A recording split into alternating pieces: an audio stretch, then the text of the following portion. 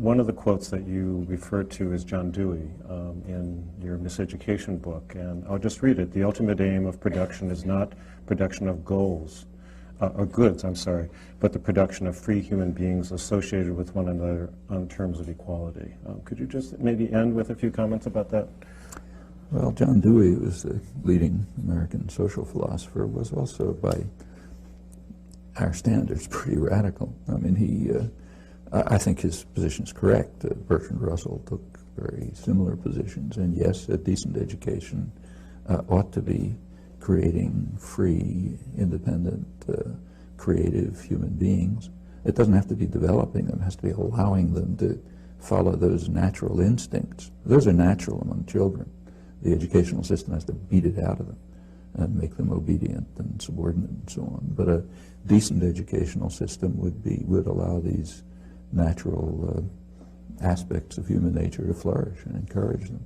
And it would be part of developing a free and democratic society of real participation. But of course that runs counter to elite interests. It's worth remembering that the United States was not founded to be a democratic society, and elites do not want it to be a democratic society. It's supposed to be what political scientists sometimes call a polyarchy, a system basically of elite decision and public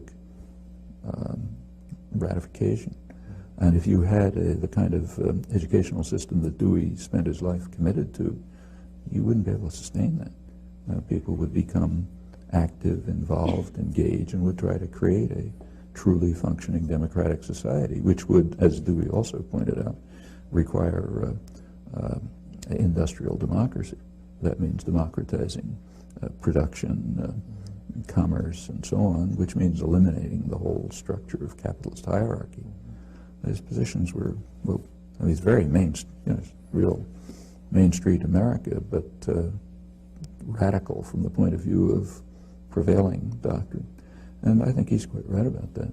In fact, just to go to politics, Dewey also pointed out that until that's done, unless that's done, politics will remain what he called the shadow cast by business over society, and the educational system will be a system of indoctrination and control.